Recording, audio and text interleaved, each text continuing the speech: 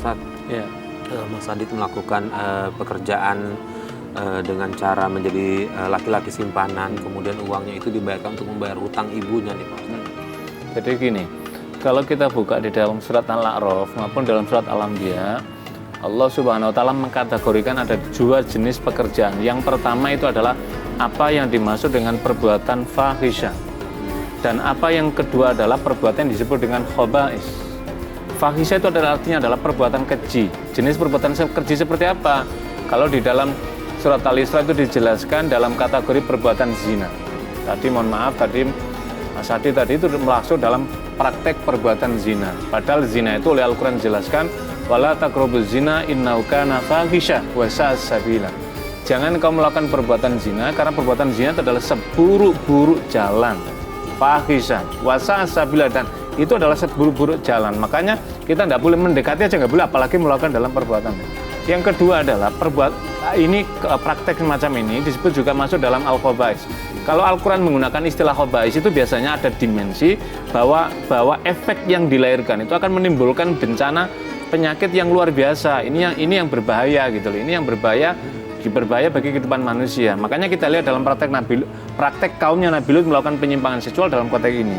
Tetapi jauh lebih dari itu Mas Farid. Kalau kita lihat kisah kehidupan Mas Adit sebelumnya, inilah saya kira kenapa Nabi memberikan warning keras tentang misalkan kalau ada pertengkaran di rumah tangga, kalau ada praktek kehidupan orang dewasa, jangan dilihat anak-anak yang belum memadai alam berpikirnya.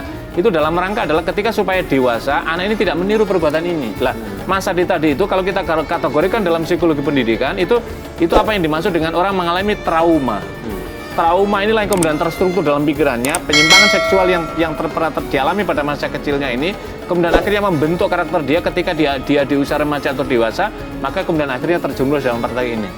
Yang ketiga adalah lainnya lagi, tadi memang niatnya baik untuk menolong ibunya, untuk membayar hutang, tetapi tidak dibolehkan melakukan apa itu membayar hutang itu perbuatan mulia, perbuatan baik, tapi tidak boleh berasal dari hasil dari perbuatan yang fahisyah dan khaba'is tadi itu. Itu yang tidak boleh. Karena apa?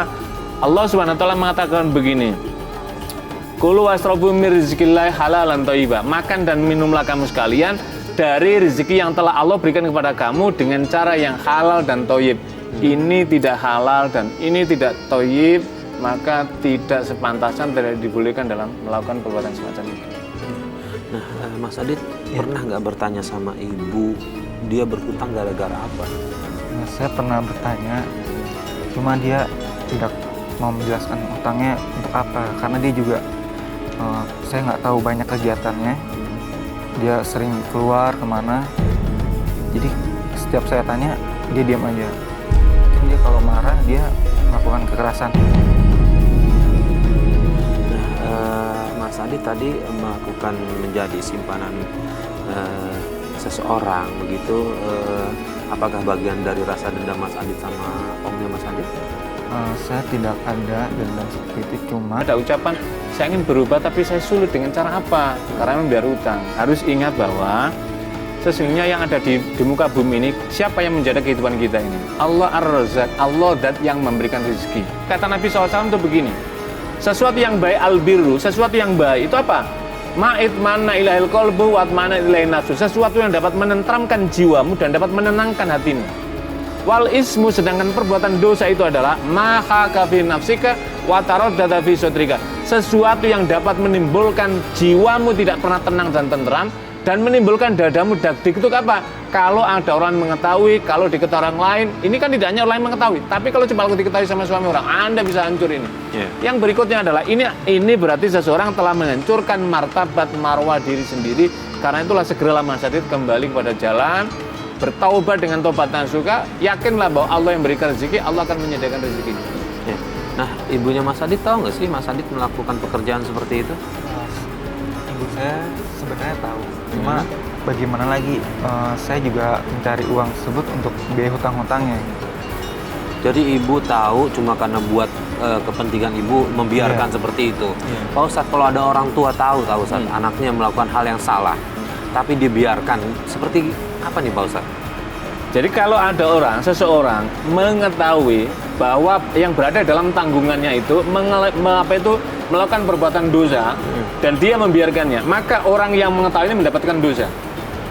Makanya kalau dalam konteks kehidupan masyarakat yang lebih besar, Mas Farid, itu kan Nabi SAW mengatakan begini, man ra'a minkum mungkaran falyughayyiru biyadi. Siapa orangnya yang mengetahui perbuatan mungkar, ini perbuatan mungkar. Dan kalau dalam kehidupan masyarakat, falyughayyir, maka rubahlah ia dengan tangan. Kalau dalam kekuasaan berarti penguasa. Ketika menyaksikan masyarakatnya misalkan minuman keras, praktek zina, penguasa harus menghentikan dengan tangannya. Kita juga berikhtiar dengan tenaga. Kalau tidak bisa, fabilisanihi, fa'ilam yastati bilisani. Kalau tidak bisa dengan lisan apa mananya? Kayak kita gini menyuarakan kebaikan, menyiarkan kebaikan supaya orang ikut dalam ini. Kalau ini pun tidak mampu, ada ketakutan tidak mampu, maka hendaklah orang itu apa? Ya melakukan dengan doa. Berdoa mudah-mudahan kita terhindar dari perbuatan. Wadzalika at'aful iman, tetapi langkah yang ketiga ini itulah selemah-lemah iman. Lah kalau dalam konteks tadi itu apalagi bukan lagi ibunya membiarkan saja dan mengetahuinya, padahal ini anaknya, seharusnya anaknya itu dicegah, nak jangan kamu lakukan ini perbuatan dosa, ibu tidak rela. Karena ibu juga akan menghadapi kesulitan ketika Anda, mestinya begitu, tidak membiarkannya. Saya kira apapun alasannya, ini berarti ibu ini tidak sayang kepada anaknya, dan ibu ini berarti terus menjerumuskan anaknya. Para pemirsa yang dirahmati Allah, kita sebagai orang tua ketika melihat anak kita ini, justru tugas kita adalah menuntun anak kita, mencegah anak kita supaya tidak jatuh dalam perbuatan yang dimurkai Allah Subhanahu wa taala. Baik, Mas, selain bekerja seperti itu melayani kebutuhan biologis dari laki-laki maupun perempuan, apakah semuanya berjalan lancar? Awalnya berjalan lancar. Saya juga mendapatkan banyak uang dari hasil seperti itu, dan itu juga bisa saya gunakan untuk biaya hutang-hutang ibu saya dan berobat ibu saya yang mengalami depresi karena semenjak rumah disita dan kita mengontrak. Jadi selama ini lancar-lancar aja, cuma saya pernah sekali itu digerebek oleh anaknya pacar saya yang menjadi simpanannya gitu. Jadi digerebek di kos-kosannya. Cuma setelah kejadian itu saya nggak diam aja, saya mencari lagi. Sayang, kamu tambah cantik aja deh. Kamu bisa aja. Sayang, aku boleh minta uang lagi nggak? Untuk apa? Kan kemarin baru aku transfer. Uang kemarin udah habis sayang. Kamu kan tahu biaya hidup aku tengah sedikit. Aku cuma minta 5 juta doang kok sayang. Masa nggak ada sih? Iya, besok aku transfer lagi deh. Tapi besok temenin aku dulu ya. Kita ketemu ke tempat hotel biasa. Oke sayang, siap.